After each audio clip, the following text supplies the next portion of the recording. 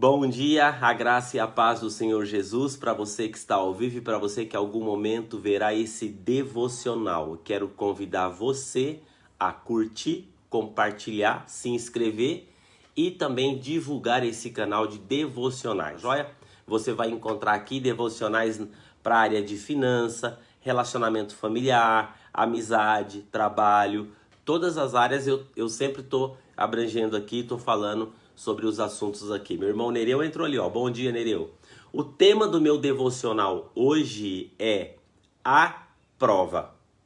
A prova. Gênesis 22, capítulo 1. Sabe o que diz? Diz que passado algum tempo, diz que Deus, presta atenção nisso, Deus pôs Abraão à prova, dizendo a Abraão, ele respondeu, eis-me aqui. Então disse Deus, o que Deus disse? Pega o teu filho, o seu único filho Isaque, a quem você ama, e vá para a região de Moriá, e sacrifique-o ali em holocausto, em um dos montes que eu vou lhe dizer. A pergunta é, por que Deus pediu isso para Abraão?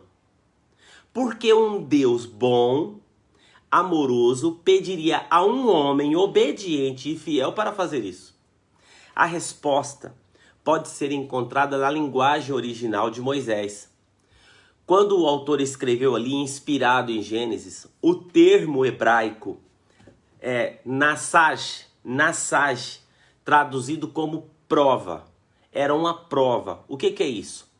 Contém a ideia de provar a qualidade de algo, geralmente submetendo esse algo a um determinado teste.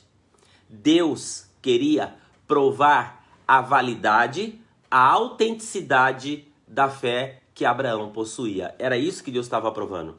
Lembre-se de uma coisa agora. Pastor, mas Deus ele é onisciente, ele sabe de todas as coisas, até mesmo do futuro. Ele conhecia o coração de Abraão, melhor que o próprio Abraão. A questão, o propósito do teste, não era satisfazer a curiosidade de Deus. Não se tratava de uma experiência. O lugar indicado no alto do monte, na terra de Moriá, seria o lugar da prova de Abraão e não de Deus. Esse seria o tempo e o lugar em que qualquer dúvida sobre a fé vacilante, tão evidente nas mentiras da vida de Abraão, porque Abraão mentia. Não sei se você, quando você vê a história lá, Abraão ele mentia. Ele mentiu quando chegou com Sara no Egito, falou assim que era a esposa dele. Abraão mentiu várias vezes. Não, ele mentiu de forma patética para cumprir a aliança. Outra coisa, você quer ver? Ele voltou atrás, ele não confiou em Deus. Quando ele foi cumprir a aliança dele com Deus, ao invés dele esperar e confiar em Deus, ele teve um filho com a escrava. Então, olha só, seria posta de lado essas tentativas patéticas de Abraão, né? Sua família veria a sua fé agora. Seus amigos também veriam sua fé. E nós estamos falando hoje de manhã aqui sobre a fé de Abraão, mediante ao registro. E provavelmente, mais importante que tudo aqui, o ponto em questão é Abraão, esse é o teste, Abraão amava mais o dom de Deus ou o próprio Deus? Abraão amava mais o presente que Deus deu para ele ou o próprio Deus? Essa é uma pergunta mais difícil de um pai que tem que considerar, né? Adoro os dons dados por Deus mais do que adoro o doador? Eu adoro mais as bênçãos do que o abençoador? Comecei a adorar os relacionamentos mais que Deus me concedeu em vez daquele que proporcionou as alegrias do relacionamento? Agora, deixa eu dizer uma coisa para você, não responda isso depressa demais. A palavra adorar vem de um termo anglo-saxão que significa valorizar. Quando adoramos algo, estamos afirmando o seu valor para nós. Fazemos isso por meio de atos, né? E assim também como o nosso coração. Nós devemos perguntar, né? Ou deve-se perguntar, valorizamos mais as bênçãos que o próprio Deus, né? Que concedeu as bênçãos? Como que é isso no nosso coração? Para responder essa pergunta, nós devemos fazer o seguinte. Nós devemos seguir as trilhas dos nossos sacrifícios e calcular o resultado sobre isso, né? Sejamos muito honestos agora. A quem você sacrifica mais? A quem nós sacrificamos com mais frequência? A quem nós tentamos agradar mais? Nós não precisamos levar o filho para o monte de Moriá. Nós não precisamos passar pelo teste, pela prova que Abraão passou. Mas no nosso dia a dia, sabe de uma coisa? Nós também somos provados por Deus.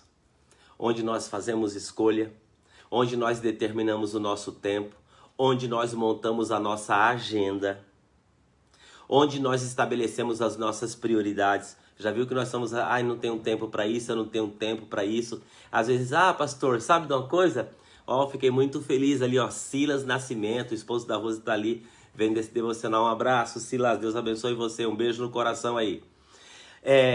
Como nós definimos a nossa agenda, para onde nós canalizamos o nosso dinheiro, de que forma que o nosso dinheiro é investido.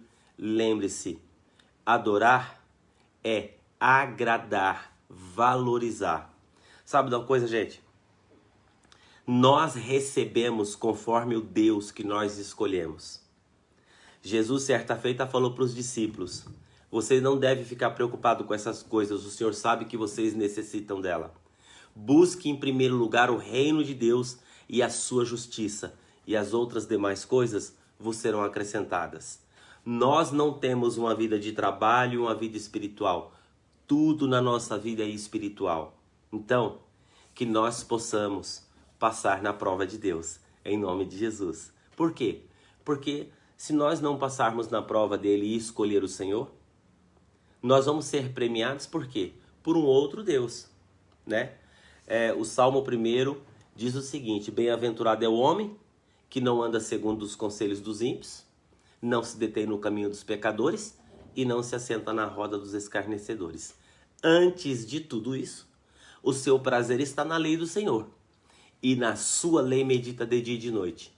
Ele será como a árvore plantada junto ao ribeiro de águas, que dá o seu fruto na estação própria, cujas folhas não caem, e tudo o que fizer prosperará. Na oficina, na clínica de beleza, na ótica, no trabalho, no balcão da farmácia, não importa. Na sala de professores vai prosperar. Sabe por quê? Porque Deus, Ele é o nosso Senhor.